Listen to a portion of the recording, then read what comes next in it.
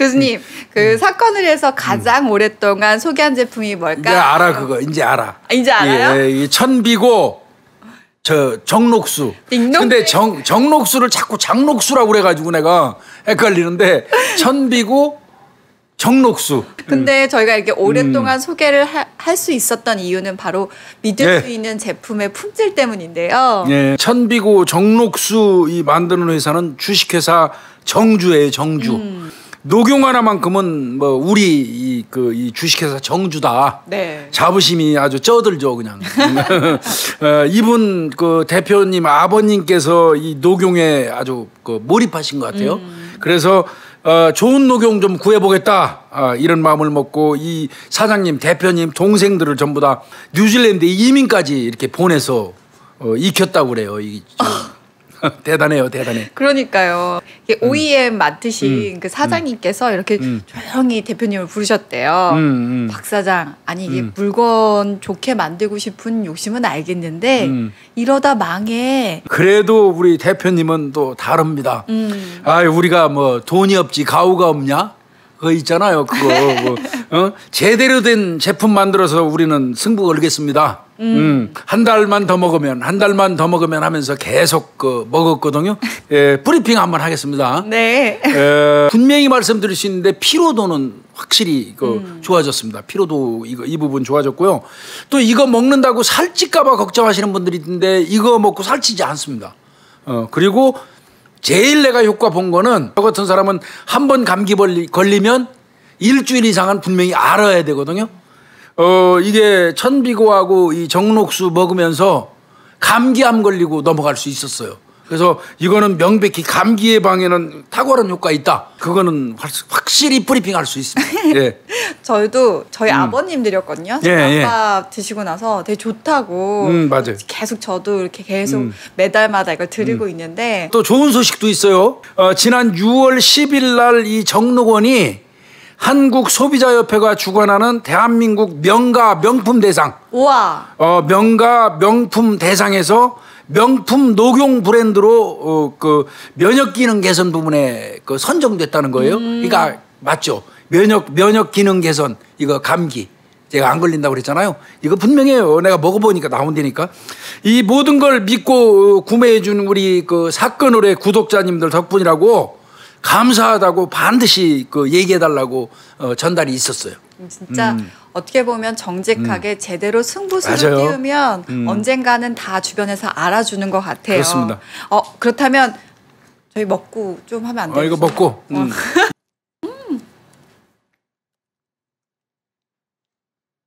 진짜 지네요. 이거 어지간하면 이거 사가지고 우리 구독자님들 한 번씩 다 줬으면 좋겠는데.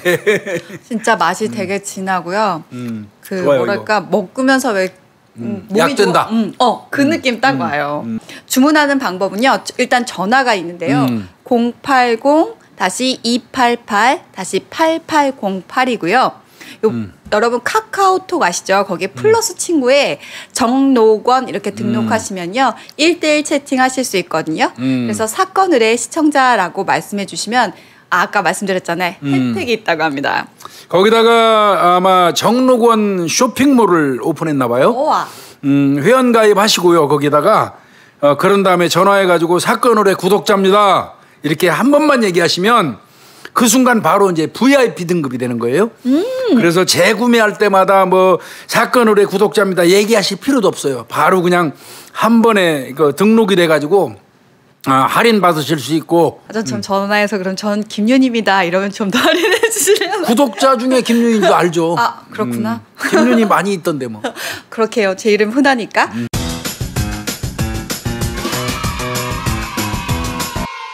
꼭 VIP 등급 받으셔서 재구매할 때마다 할인 받으셨으면 좋겠고요. 예. 이제 뭐 코로나 때문에도 있고요. 우리가 면역력 강화를 해야 된다라는 필요성 많이 느끼고 있는 요즘인데요. 정말 좋은 제품 구매하셔서 건강한 또 나날 보내셨으면 좋겠습니다. 네.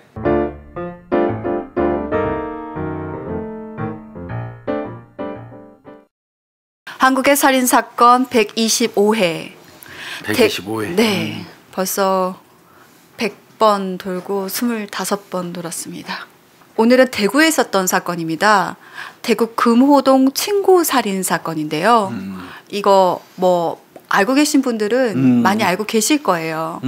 이게 많은 방송 프로그램에서 소개가 된 적이 있어서 그리고 우리가 앞서 얘기했던 뭐 과학수사 또 새로운 기법이 여기에 또 재판에서 인정이 되면서 우리가 눈여겨봐야 될 사건이기도 합니다. 이게 2015년도 사건이에요. 네. 2015년 봄입니다. 4월 23일 날 네.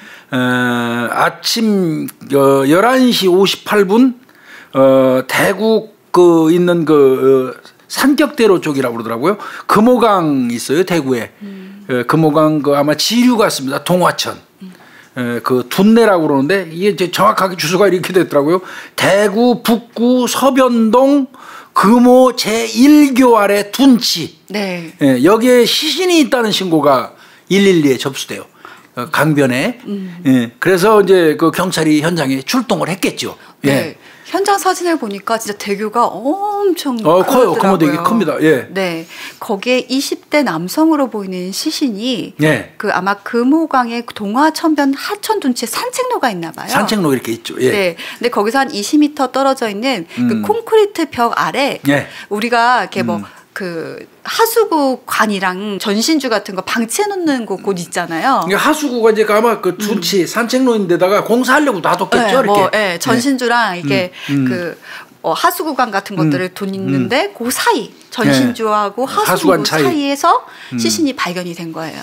그때 현장에 가보니까 시신은 이제 아마 그 정면으로 누워 있는 상태, 위를 바라보고 누워 있는 상태였고. 머리하고 이제 얼굴 전체에 이제 수십 차례 집중 공격을 아마 머리 쪽으로만 받은 것 같아요. 네. 집중 공격을 받아서 사망한 걸로 보였다 이렇게 됐고 굉장히 뭐 얼마나 잔혹하고 참혹했겠어요 그 시신이. 그런데 이제 얼굴 부분이 어느 정도 4월 달이니까 어느 정도 이제 부패가 좀 진행돼 가지고 얼굴은 알아보기가 좀 힘들 정도. 그런 상황이었던 것 같아요. 예. 그리고 아까 시신이 똑바로 누워 있다고 했는데 예. 그 머리 쪽 있잖아요. 예, 머리 쪽으로 아마 그 하수구관이 있었던 것 같은데 거기에 이렇게 비산 혈흔이 이렇게 딱 튀어 있는 거예요. 그러면 범행 현장이 거긴가 보다. 네. 그렇죠. 그리고 누워 있는 자세에서도 계속 공격을 했으니까 바로 거기에 비산 혈흔이 텄을 것 같은데요. 머리 위쪽으로 이렇게 비산 혈흔이 나 있었다고 하더라고요. 이게 보니까 이마에 한 4군데 열창이 있고 왼쪽 머리, 옆머리 뭐 이런 데 서너 군데, 뒤통수, 머리 중앙. 그러니까 머리 안면 이쪽 전체를 공격을 한 거예요. 그리고 비산혈이 있는 거 이런 거 등등으로 볼 때 이제 둔기로 추정이 되는 거예요. 피해자의 얼굴로 집중된 공격이 17군데예요. 그러니까 마구잡이로 공격한 것 같고 그 17개 정도 보였다면 이건 살해 의지가 아주 공고한 거죠. 네. 더더군다나 아마 이제 비산혈의 형태 같은 걸 볼 때도 둔기로 추정이 되는 것 같고요. 이게 뭐 보면은 뭐 우리가 위치에 따라서 비산혈흔의 위치에 따라서도 공격 위치가 보이는데 그 누워 있는 상태에서 비산혈흔이 텄단 말이에요. 그러니까 한거 부른 상태에서도 낮은 곳에 뿌려져 있구나. 네, 계속. 이게 아마 이제 관할이 대구 강북경찰서 같습니다. 네. 그때 이제 이 사건 나자마자 이거 뭐 보나마나 살인 사건이잖아요. 딱 보는 순간. 그러니까 형사 한 36명으로 구성된 6개 팀, 66은 36, 한 6명 그런 것 같아요. 6개 팀이 이제 특별수사반 꾸려가지고 그 보니까 박시우 팀장 아래 이제 뭐 여화동 형사, 박재관 형사 등등 뭐 이렇게 나오는데 이제 이거 수사한 거고 그때 아마 그 당시에 대구경찰청 강력계장은 강영우 경정이었을 거예요. 강영우 경정이 나중에 이제 진급해갖고 의성경찰서장 되죠. 총경 달고 아마 그래서 이제 대구지방청 강력계에서도 나오고. 북부경찰서 형사팀으로도 구성되고 해가지고 합동으로 이제 특별수사본부 꾸민 거예요. 네. 그래서 이제 했는데 이거 아마 현장 어떠세요? 그 김유희 프로파일러. 머리에만 집중적으로 17군데를 둔기로 거의 집중했잖아요. 그랬다면 이거는 굉장히 잔인한 범죄고 일견 딱 보기에는 원한에 의한 범죄일 가능성이 높아 보이지 않습니까? 살해의 목적이 명확하게 그러니까요. 보이다 보니까요. 네. 수사팀에서도 이건 원한 범죄다. 면식에 의한 너무 범죄가, 잔인하니까. 네. 면식에 의한 범죄가 아닐까라고 추정을 했습니다. 그렇다면 일단 피해자의 신원을 밝혀야 되는 그렇죠. 건데요. 뭐 휴대폰이라든지 뭐 이런 거 아니면 지갑 같은 거 네. 있으면 되는데 없었죠. 네, 아무것도 없었고요. 다만 피해자가 입고 있는 옷이 있었는데 작업복 같은 옷이었나 봐요. 예, 무슨 땡땡 공업이라고 써 있었대요. 그러면 피해자가 다니던 회사 이름 같아요. 네. 일반적으로 어떤 공장 같은데 그 유니폼처럼 작업복 같은 거 주고 무슨 공업 뭐 이렇게 써놓잖아요. 그러니까 이제 아마 땡땡 공업 무슨 공업이라고 써 있으니까 일단 그 피해자가 그 회사 다니나 하고 이제 확인을 한 것 같아요. 물론 당연히 지문 같은 것도 검사합니다. 신원 파악하려고. 네. 그래서 그 무슨 공업 확인했죠. 네, 대구 소재에 있는 조립 공장이었는데요. 거기서 이제 뭐 문의를 하러 갔는데, 우리 4월 5일, 그러니까 일요일이었습니다. 퇴근한 이후에 연락도 없이 아직 그러니까 자기네 공장 사람이라는 걸 바로 인식을 했죠. 네. 뭐 그러니까, 땡땡 공업이라고 써 있고 그러다 보니까 혹시 요즘에 출근을 안 하거나 뭐 그 여기 있는 사람 중에 뭐 의심 가는 사람이 있냐고 물어봤겠죠. 그렇죠. 네, 그랬더니 4월 5일에 퇴근하고 나서 한 번도 출근을 안 하는 사람이 있다. 뭐 피해자 이름 얘기하지 맙시다. 그냥 윤 씨로 합시다. 네네네. 윤 씨가 있는데 근데 이분은 이미 시신 발견 11일 전, 즉 말하면 4월 12일 날 이미 미기가자로 신고가 됐어요. 그러니까 미기가자로 신고가 돼 있던 사람이었던 거예요. 29살 먹은 윤 씨. 그렇죠. 그러니까 저 조립 공장에 다니던 직원인 건 명백합니다. 네. 바로 이제 그러면 시신 찾은 거고 아마 나중에 지문 확인에서도 그 사람 신원을 확인했겠죠. 네. 사인은 뭐였어요? 사인은? 아까 두부. 예. 네. 다발성 두부 손상이었습니다. 모나거나 둔탁한 둔기에 의해서 둔기네, 둔기. 네, 공격을 받았을 텐데요.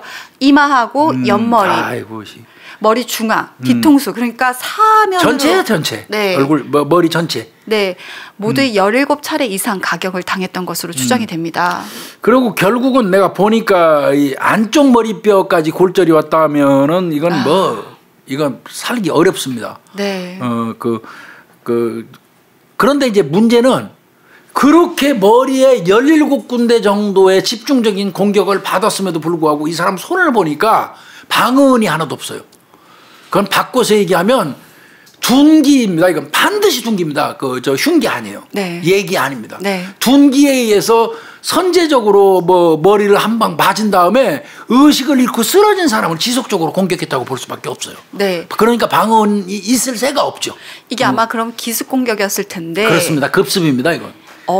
기습 공격이라고 하더라도요. 보통 누군가가 그런 게 살해 장소잖아요. 그런 곳에서 누군가 다가오면 본인도 모르게 방어를 하게 되거든요. 그런데 이 사람은 급습을 당할 때까지 전혀 으슥한 사람 없는 인적이 없는 곳에서 아무도 경계하지 않은 상태에서 지근거리에 있는 누군가가 내 머리를 급습해서 때렸다면 이거는 이제 경찰 입장에서는 면식범의 소행일 가능성이 농후하죠. 네.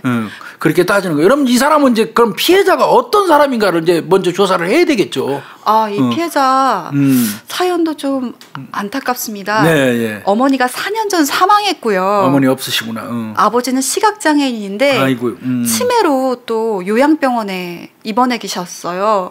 그래서 다른 가족도 없이 대구에서 혼자 자취를 하고요. 조립 공장에서 야간조로 일을 하고 있었는데 예. 야근조로 왜 일하는 줄 아세요, 교수님? 왜 그렇죠? 돈? 수당? 원래 5시면 끝나는 건데 아침 8시까지 한 3시간 연장해서 하나 봐요. 야근조. 아이고. 그러니까 굉장히 성실하게 열심히 사는 사람인 게 명백합니다. 그러니까 그죠? 야근조로 해서 돈을 더 받는데 거기다 추가 시간까지 더 3시간 근무하고 3시간 더 해서, 항상 그렇게 퇴근을 하던 사람이에요. 그러니까 엄청 열심히 일한 거네, 윤 씨는. 네. 29살 청년이 그렇게 열심히 살았구나. 네. 근데 4월 5일 날은 보통 8시에 퇴근을 하는데 5시까지가 야간 근무 시간이고 원래 정규 근무 시간이고 네. 3시간을 연장해서 시간의 수당 받느라고 8시까지 일한 거네, 아침. 네. 그날도 그렇게 했었으면 좋았을 텐데 아닙니다. 식목일 날이네요. 4월 5일이면. 네. 이날은 무슨 일인지 아침 8시가 아니라 5시. 추가 근무 시간 없이 5시에 바로 퇴근을 했어요. 정규 시간만 딱 근무하고 퇴근을 네. 했네요. 3시간 안 하고. 네. 그 이후에 이분이 이제 퇴근하고 난 이후에 시신 발견됐다고 경찰이 알아보기 전까지는 소식을 아는 사람이 아무도 없었던 거네. 네. 이 사실 가족이라도 있었으면, 엄마라도 있고 아버지라도 있었으면 되는데 가족도 없다 보니까 누가 신경 쓰지 않았던 거네요, 이게. 네. 그래서 경찰에 가서 탐문을 하니까 4월 5일 날 5시에 퇴근을 했어요. 근데 누구 만나러 가는 것 같은데 하고 동료가 진술을 합니다. 그러니까 약속이 미리 잡혀 있었다고 얘기했나 봐요. 왜 오늘 연장 근무 안 해? 이렇게 물어봤겠죠. 맨날 하던 사람이 갑자기 안 하니까. 그랬더니 오늘 약속 있어. 이제 아마 이런 얘기 했던 것 같아요. 네. 그러면 이제 경찰 입장에서는 4월 5일 날 05시에 윤 씨가 퇴근하고 난 이후에 동선을 또 이제 파고들어야죠. 네. 그래 이제 찾아가겠죠. 그럼 뭐 CCTV 아니겠습니까? 네. 나왔습니까? 네. 새벽 5시 4분에 공장을 나서는 거. 공장 앞에 있는 아마 그 CCTV인가 보다. 네. 그럼 5시 4분에 공장에서 나왔습니다. 예. 근데 5시 7분, 3분이 지나고 나서 어떤 남성이랑 같이 걸어가고 있는 거예요. 그러면 어떤 남성이 그 약속이 있다는 남성이 밖에서 기다리고 있었나? 그럴 가능성이 큰 그럴 것 같아요. 가능성이 높네요. 네. 5시 4분에 공장 문을 나서고 네. 3분 뒤에 5시 7분에 공장 인근에 있는 CCTV에서 윤 씨하고 그 윤 씨 옆에 함께 걸어가는 남자 한 명이 등장했다. 네. 그러면 야 오늘 만나기로 약속한 사람일 가능성이 높아요. 이거는. 네. 그래서 피해자 윤 씨 집으로 이렇게 걸어가고 있었어요. 윤 씨 방향으로. 근데 5시 36분에 예. 아까 얘기했던 상격대교 있잖아요. 예. 그 부근에서 두 사람이 계속 걸어가고 있는 것까지 확인이 됐어요. 그리고 05시 50분경에 그 사건 발생, 그러니까 네. 시신이 발견된 그 현장, 금호강 둔치 쪽으로 들어가는 장면에서는 그 남성은 없어요. 네. 그냥 오로지 윤 씨만 혼자서 이렇게 그 둔치 쪽으로 걸어가는 거 나와요. 네. 왜 그걸 판단할 수 있냐면 하얀 가방을 들고 있었대요. 같이 동행한 사람이. 근데 그 사람은 안 보여요. 그리고 윤 씨 혼자만 이 금호강 둔치 쪽으로 걸어가는 게 보여요. 그럼 그 사람은 가다가 중간에 없어진 거예요, 어디로? 그렇죠. 근데 5시 50분에 분명히 이 윤 모모라는 피해자가 들어갔는데 둔치 쪽으로 갔는데 나오지는 않고 다른 남성이 6시에 딱 나오는 거예요. 10분 뒤에 네. 다른 남성이 나오는 거네, 이제 그 CCTV에. 네. 근데 6시에 나오는 그 남성을 보니까 윤 씨하고 같이 갔던 처음에 만나서 하얀 가방을 들었던 그 남성인 것 같은 거예요. 이게 아마 이 큰 도로 건너편에 있는 주유소 CCTV에 잡혔다고 그래요. 네. 그래서 나오는 사람 이제 그 경우는 이렇게 점 정도로 작게 보인다고 그래요. 그래도 이제 저희가 늘 말씀드리지만 선명화 작업, 그다음에 네. 확대 축소 작업이 CCTV는 가능해요. 네. 그래서 완벽하지는 않아도 어느 정도 어떤 그 인착을 확인할 수 있는 기술은 지금 돼 있어요. 그렇다면 사건 발생 동선이 나왔잖아요. 나왔어요. 4월 5일 날 네, 나왔는데 네. 그럼 4월 5일 날 이 사람이 실종됐던 모습과 현장에서 발견된 모습이 일치하면 인상착의라든지 옷 보고 알 수 있죠. 네. 그러면은 4월 5일이 사건일 가능성이 높아지는 거죠. 그렇죠. 네. 이분 보니까 공장 작업복 그 티셔츠에 퇴근할 때 CCTV에 찍혔던 거 있잖아요. 네네네. 그거하고 그 쓰러져 있는 그 남성 점퍼 이런 게 동일한 거고요. 또 가방이 그 방치가 돼 있었는데 이 가슴 아프더라고 이거 읽으면서 이거 보면서 공장에서 간식으로 아마 빵하고 우유를 나눠줬는데 집에 가서 먹으려고 했는지 가방 속에 윤 씨가 넣어놨던 것 같아요. 그 빵과 우유가 썩은 채 사망했으니까 주인 없이 이제 그 강변에서 썩어갔겠죠. 가방 안에서. 그게 그대로 있는 거로 봐서 회사에서도 알잖아요. 빵하고 우유 나눠줬으니까. 네, 그날 나눠준 게 또 있잖아요. 그러니까 그날 퇴근하고 난 이후에 이게 명백한 것 같고. 그러니까 이제 경찰 입장에서는 볼 것도 없잖아요. 공장 밖에서 약속이 있다고 하고 나갔잖아요. 윤 씨가. 네. 그러니까 기다리고 있던 남성 같이 걸어갔잖아요. 그 남성이 이제 유력한 용의자로 경찰은 보는 거예요. 다만 이제 그렇게 용의자로 보면서도 경찰이 찝찝했던 게 뭐냐면 둔치로 걸어갈 때는 윤 씨만 갔단 말이에요. 맞아요, 맞아요. 그리고 이 남성 같이 가지 않았거든요. 근데 또 나올 때는 보니까 윤 씨는 안 나오고 그 사람만 나와요. 그러면 이 사람은 어디 다른 데를 돌아서 현장으로 간 건지 이런 거 등등이 이제 의문인 겁니다. 예. 그럼 우리가 인상을 차기를 빨리 확인해야 되잖아요. 근데 이 남성이요, CCTV 남성. 예. 아니 이게 야구 모자를 썼는데요, 교수님. 예. 거기다 또 외투에 달린 모자까지 또 썼어요. 건드다가 이 앞에 아마 여기 막는 부분 있잖아요. 예. 여기까지 버튼까지 다 챙겨져 있어가지고 푹 뒤집었었구나, 쉽게 얘기해서. 네, 사람이 누군지 얼굴이 구별이 안 되는 거예요. 이게 얼굴 자체를 외투에 달려 있는 이거 그 붙어 있는 뭐 양옆을 이 섭을 내 가지고 이 뜯어 이렇게 똑단추로 이렇게 해서 염해버린 모양이에요, 얼굴 전체를.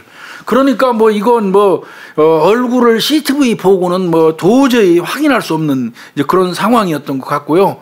또 CCTV 자체가 이렇게 위에서 내리 찍었잖아요. 네. 위에서 내리 찍으면 얼굴 파악이 불가능하죠. 네. CCTV가. 그래도 이제 나오는 거는 있죠. 네, 뭐 체형 같은 거라든지 키가 한 170 정도 됐을 거라고 생각해요. 호리호리한 체형이었고요. 예. 다른 것보다 이 사람의 인상차기도 중요하지만 이 윤 씨하고 걸어가는 모습 통해서 두 사람의 관계도 우리가 추리할 수 끌고 있잖아요. 가는 건지 싸우면서 가는 건지 자연스럽게 걸어가는 건지 이거는 나오죠. 네. 근데 걸어가는 모습이 그냥 이렇게 너무 자연스러운 거야. 그럼 친구나 아는 사람 분명해요, 이거. 네.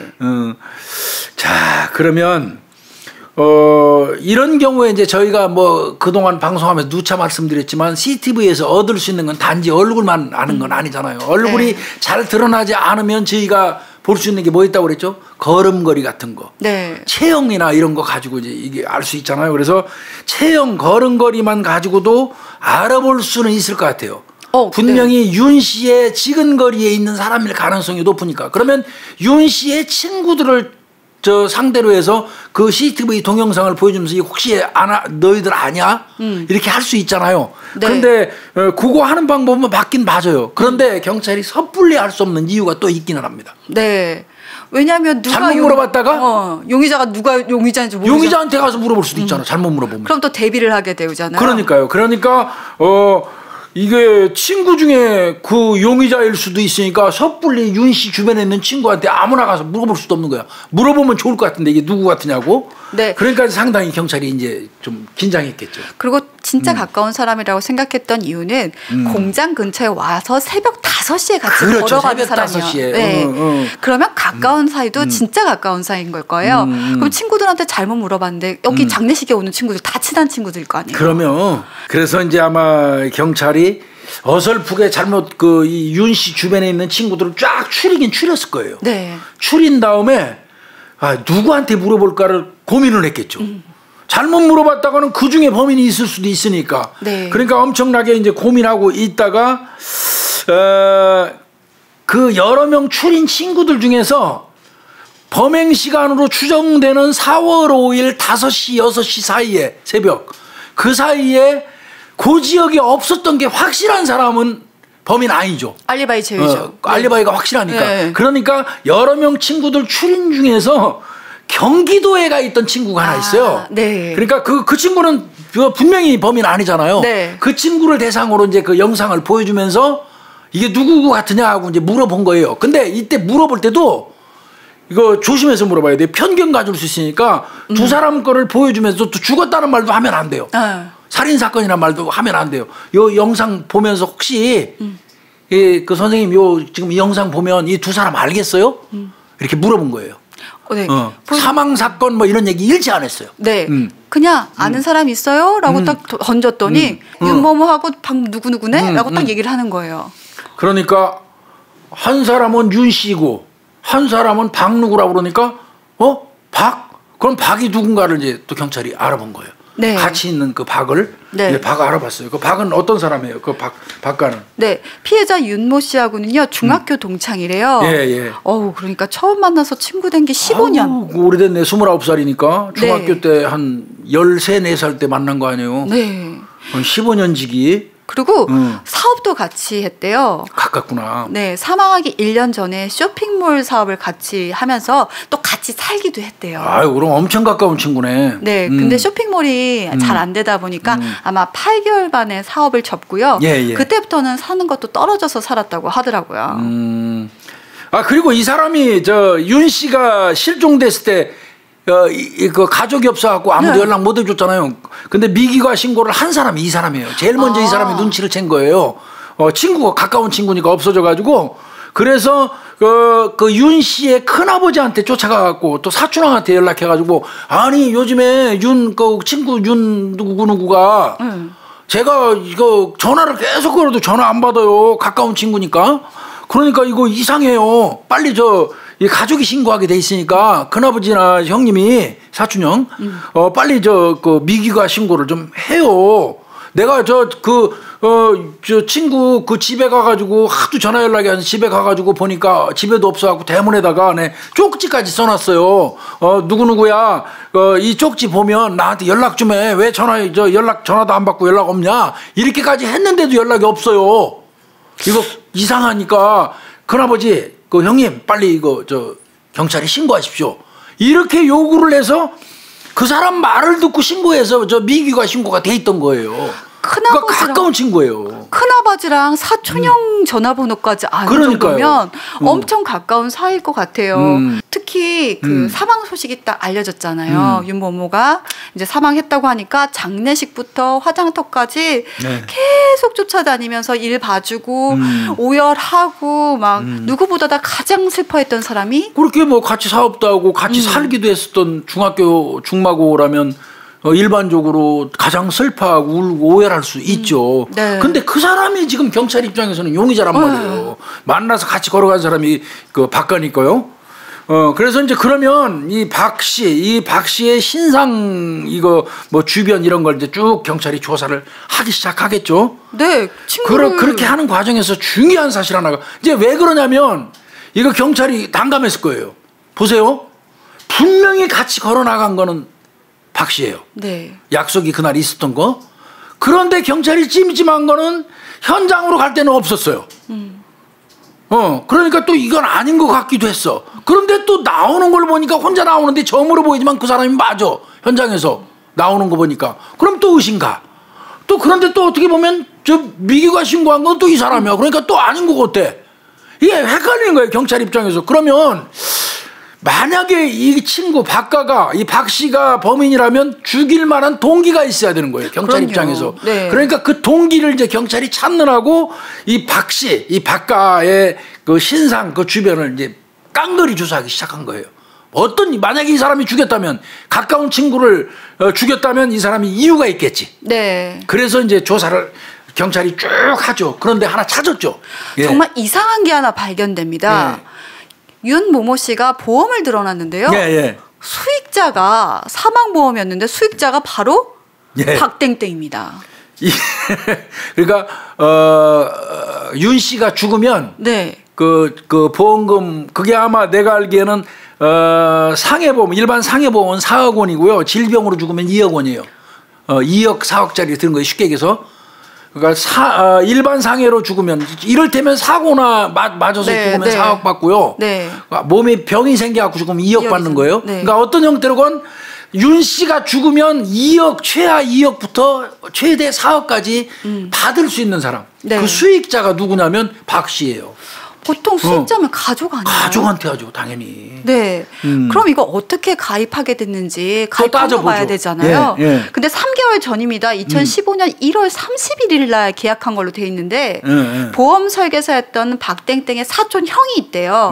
그 형을 통해서 가입을 했고 뭐 2회 정도 납입한 상태였다고 하더라고요. 그게 매달 보험료가 28만 5천 원이었대. 적은 돈 아니에요? 네. 야간 근무조까지 하면서 그 공장에서 일하는 분인데 한 달에 28만 5천 원씩 이렇게 월급의 한 30% 된다고 그래요? 그렇게 보험을 퍽퍽 넣는 경우는 없거든요. 그것도 젊은 사람인데. 그걸 또 수익자는 친구한테 해놓고. 네. 그러니까 경찰 입장에서는 이건 좀 이상하다.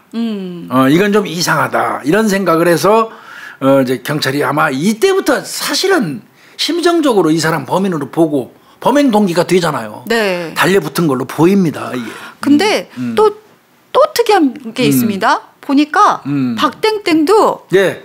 똑같은 상황으로 보험을 들었어요. 내가 박땡땡이 죽으면 윤땡땡이 그 가져가고. 사망 보험을 그 보험금을 받을 수 있게 또 보험이 들어있어. 교차 보험을 들었다는 얘기예요. 네. 마포증 쓰면서 이렇게.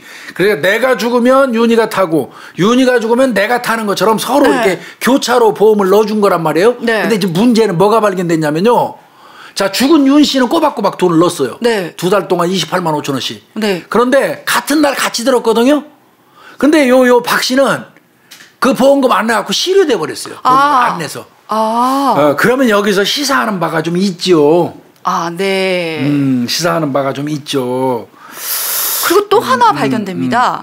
우리가 생각했을 때 윤모 씨는 윤 씨. 요양병원에 돈도 보내야 될 거고 또 야간적까지 해서 이렇게 돈을 벌어야 되는데 이만큼의 30만 원 가까이 되는 돈을 넣는다라는 게 참 힘들잖아요. 아무리 네, 뭐 네, 교차로 하더라도. 그러니까 아마 못 넣고 있었나 봐.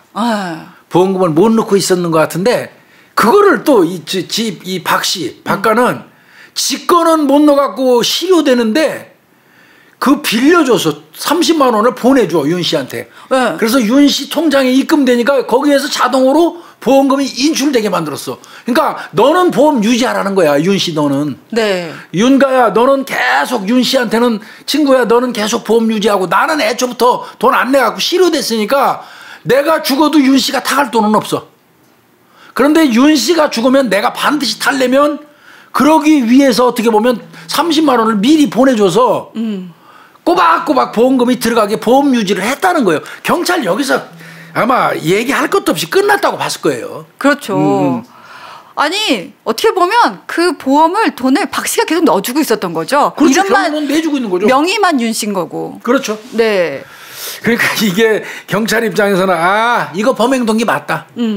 면식범의 소행이고 같이 걸어간 거 봐서는 박 씨 이 사람이 범인 맞다. 네. 근데 범인이 맞으려면 범행 동기가 있어야 된다. 범행 동기를 찾았더니 보험이구나. 너 최하 2억에서부터 최대 4억까지 노리고. 근데 때려서 죽였으면 상해 살해죠. 네. 그럼 4억이에요 무작정. 와. 너 4억 노리고 이 짓 했구나. 이런 생각을 한 것 같아요. 그러니까 이제 경찰에서 박 씨를 부릅니다. 우리가 좀 조사하다 보니까 이상한 게 하나 있어서 그러는데요. 뭐 좀 여쭤보겠습니다. 아니 몇 개월 전에 서로 보험을 드셨던데. 교차로 네. 서로. 이게 어떻게 된 겁니까? 수익자가 또 상대가 돼 있던데 이거 좀 설명해 주세요. 라고 얘기를 하니까. 아마 이때 경찰이 불러갖고 그거 물어볼 때 범행 동기 물어보는 것 때문에 가슴이 덜컹덜컹 했을 거예요. 솔직히 말해서. 그쵸. 그때 아마 경찰들이 아주 이거 안경 너머로 엄청 그 사람 표정 살폈을 겁니다. 맞아요. 그죠? 네. 저라도 아마 이러고 봤을 거예요. 계속 이 자식 태도가 어떤가 표정이 어떤가 아마 초 단위로 경찰이 체크했을 거예요. 그리고 첫 한마디가 뭘까 일부러 볼펜 집어 던져갖고 땅바닥 내려가서 다리 떠는 것도 보고 별짓 다 했을 거예요. 네. 아마 모르긴 해도. 네. 근데 얘가 한 얘기가 있죠. 네. 친구 윤 씨가 어머니 돌아가시고 아버지는 치매라서 수익자로 해주기도 곤란하다. 그러니까 일시적으로 너한테 수익자로 할 테니까 문제 생기면 속된 말로 그거 받아가지고 우리 어머니 아버지 챙겨라 이런 의미였다는 거 아니에요? 그리고 이거 내가 먼저 원한 것도 아니고 친구가 원했다는 거예요? 친구가 먼저 원했고 네. 또 윤모 씨가 직장을 갖게 됐으니까 좀 안정적으로 내가 보험 좀 들고 또 우리 부모님 그리고 너도 내 거 들어줘서 우리가 서로가 무슨 일 생기면 서로 부모님들을 챙겨주자 이런 의도였다고 얘기를 한 겁니다. 그러면 그거 물어볼 거 아니에요? 네 거는 실효됐는데 안 넣어갖고 왜 저 사람은 네가 돈을 보내줘가면서까지 보험 유지시켰어? 경찰이 당연히 물어보겠죠. 그쵸. 당연히 추궁하겠죠. 그런 부분에서 또 대답도 잘 못했던 것 같아요. 어물쯤을 한 것 같습니다. 네. 근데 친구들도 탐문했을 거 아니에요, 교수님? 친구 탐문했어요. 네. 근데 한 친구가 뭔 얘기를 하다가 근데 윤가가 지난번에 박가가 나 보험 들어줬다? 라고 얘기를 했다는 거예요. 친구 고맙다고? 네. 죽은 윤 씨가 야, 박 박땡땡이가 내 보험까지 내가 돈 없어서 못 넣는데 실효될 뻔했는데 그것까지 걔가 넣어줬어. 너무 고마워. 이런 생각을 했던 것 같아요. 그거를 주변에 있는 친구들한테 동네방네 아마 그 광고했던 모양입니다. 자랑하고. 가슴 아파요. 근데 이게 한 번 내준 걸로 나와 있어요. 통장 내역에는. 네. 3월달 한 달 내준 걸로 돼 있는데 첫 회분도 어쩌면 박가가 내줬을 가능성이 많다고. 그건 아마 현금으로 냈을 거고 가능성이, 이제 아마 이건 이체로. 이제 근데 이제 그때도 보험 들면서 이런 얘기 했겠죠. 우리 사촌형이 보험 하는데 야 우리 사촌형 체면 좀 봐서 너랑 나랑 이렇게 수익자로 하나씩 좀 들어주자. 형 체면도 좀 생각해줘라. 좀 도와주자. 이런 식으로 경계심을 풀면서 이렇게 설득해가지고 보험을 들지 않았을까 이런 생각도 해봐요. 근데 다 좋다 이 말입니다, 교수님.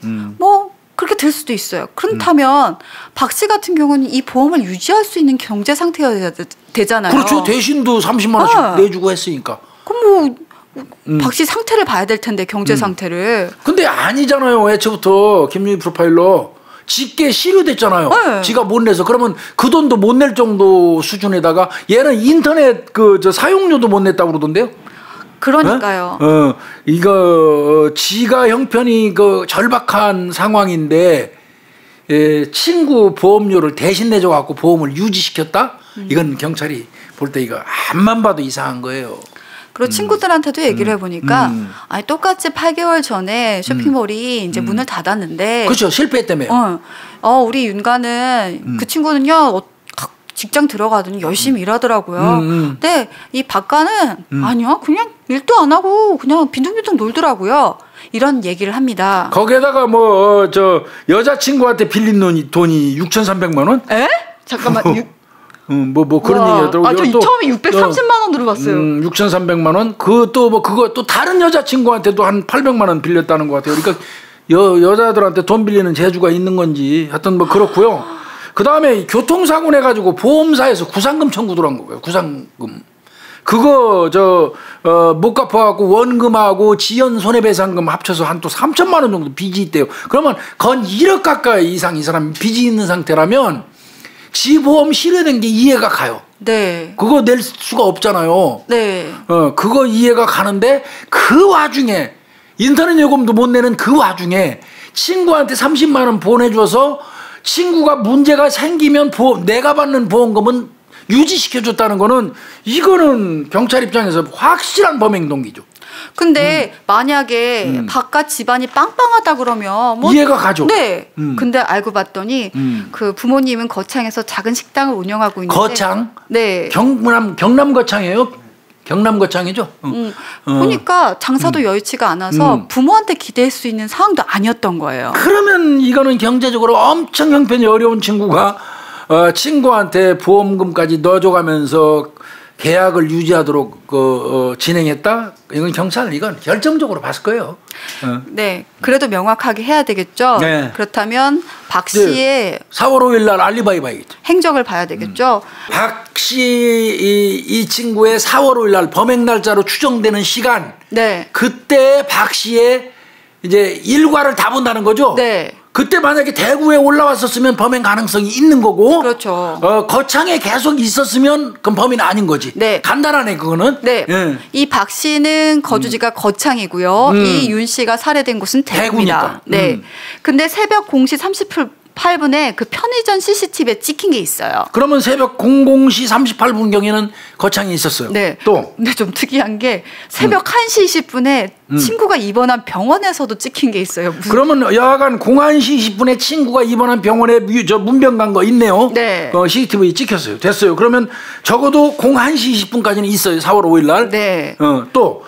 근데 4월 5일 날 범행이 일어난 걸로 추정되는 거는 05시에서 06시 사이로 보는 거죠. 네. 그렇죠. 사후 시간이라든지 여러 가지 계산해서. 네. 새벽 1시 50분에 여자친구하고 통화한 기록이 있는데 이것도 아마 거창에서 아마 기지국이 잡혔던 것 당연히 같아요. 그러면 그 01시 50분에도 거창에 있었던 거예요. 네. 위치적으로 본 거니까. 근데 네. 그러고 나서는 공백이 있네 이제. 흔적이 없어요. 그러다가 오전 8시 50분쯤에 아침? 네. 아침 8시 50분에 여자친구하고 통화한 기록이 있는데 이때가 아마 거창이었던 것 같아요. 그러면 범행 시간으로 추정하는 거는 06시경으로 보는데 네. 이 사람은 지금 여자친구하고 거창에서 01시 50분까지는 있었던 게 네. 명백하고 그 다음에 여자친구랑 통화한 게 08시 50분이니까 그러면 01시 50분부터 08시 50분 사이에 7시간의 갭.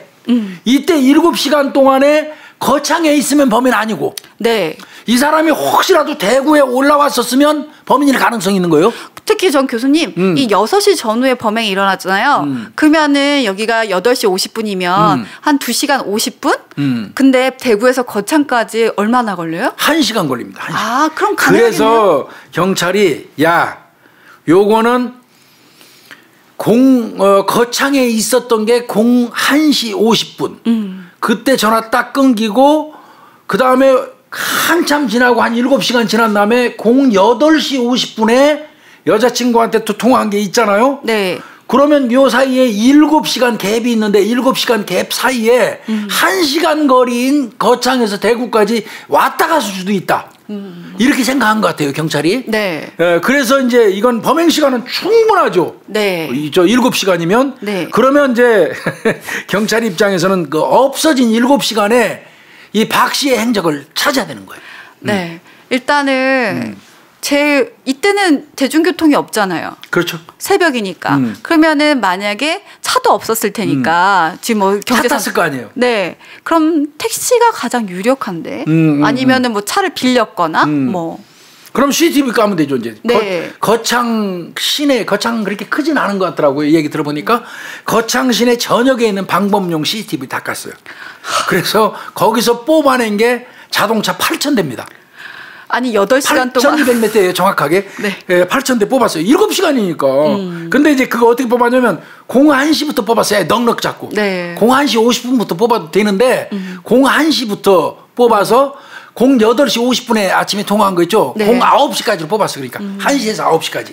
그 시간 동안 거창 시내에 있는 모든 방범 CCTV 이거 도로하고 연결된 싹 가니까 자동차가 8,000대가 나와요. 네. 그 8,000대 중에서 새벽에 대구로 간 택시를 집중적으로 찾았어요. 아, 네. 그러니까 아마 제가 판단컨대 경찰이 이거 조사할 때 이 박 씨가 차는 가지고 있지 않았어요.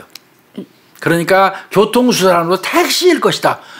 대중교통은 새벽 시간대 못 움직이잖아요. 없잖아. 그렇죠. 네네네. 그러니까 당연히 택시밖에 없어. 그러니까 택시만 깐 거예요. 이거는 좀 쉽죠. 네, 네. 8,000대 중에서 택시만 까는 거야. 그거 깠어요. 그래서 8,000대 중에 네. 580대를 찾은 거고요. 네. 움직인 그 차 중에 그 중에 대구 갔다 온. 거창에서 대구를 다녀온 택시 한 대를 찾았어요. 그러니까 거창 택시니까 분명히 대구 갔다 오면 다시 거창으로 와야 되잖아요. 그렇죠. 그렇다면 거창에서 대구에서 거창으로 온 택시를 조사하니까 딱 한 대가 나옵니다. 한 대 나온 거예요. 그러면 이제 그 한 대 택시 기사분 찾아가서 만나야죠. 네. 그러니까 아마 한 대 찾아 이거 제가 생각할 때 굉장히 이뻤을 것 같아요. 이뻤을 것 같아요. 8,000대에서 580대로 줄이고 580대에서 거창에서 대구로 갔다 온 택시가 한 대 나오면 수사 대상도 하나밖에 없잖아. 네. 엄청 마음 편했을 거예요. 그리고 공교롭게도 택시가 왔다 갔다 했다면 이거 가능성이 있어 보이거든요. 그 택시를 이용한 사람이 박 씨기만 하면 무작정 범인인 거예요. 경찰 입장에서. 그러니까 아마 택시기사 연락이 찾았겠죠. 네. 그래서 택시기사 찾았는데 사실은 택시기사분들을 대도시에서 찾아가지고 수사하면요. 기억 잘 못해요. 그럼요. 손님이 얼마나 워낙 많으니까. 그래서 이제 그런 부분은 우려했겠지만 내가 볼 때는 이건 걱정 안 해도 돼요. 거창에서 장거리로 대구까지 그 택시 타고 움직이는 사람 많지 않아요. 네. 그러니까 이건 충분히 기억할 거라고 생각하고 그 택시기사분 만나려고 엄청 이제 노력해서 후다닥 찾아서 만났어요. 근데 정말 아주 손님을 또렷이 기억하고 있었어요. 또렷이 기억하죠. 예. 네. 그 이유 중에 하나가 그날이 식목일이었는데 비가 부슬부슬 오다 보니까 손님이 별로 없었어요. 근데 길 건너에서 막 자기 택시를 잡는 손님이 있으니까 얼마나 반가웠겠어요. 네. 근데 아니 말도 안 하고 메모지를 한 장 딱 줍니다. 메모지? 네. 그래서 이게 메모지를 봤더니 제가 목이 아파서 말을 못합니다. 대구 본리 내거리까지 얼마 받습니까? 이렇게 적혀 있었어요.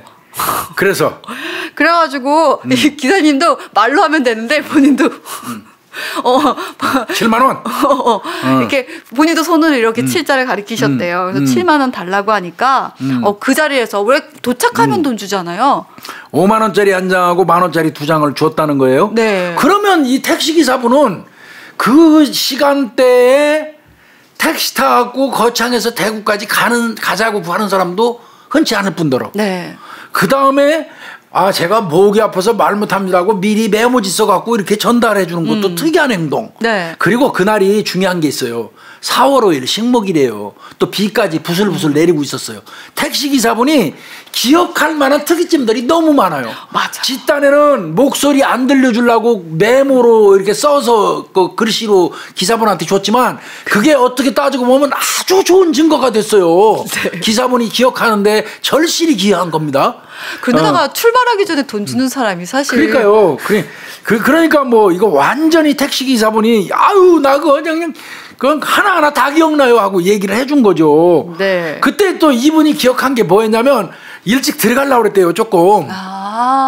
그런데 안 가고 좀 버텼더니 그 건너편에도 빈택시가 있었대요. 그 내가 조금 더 안 있었으면 내 차 안 타고 저 건너편 빈택시 탔으면 내가 7만 원 못 벌을 뻔했다고 생각을 했대요. 마음속으로 그때.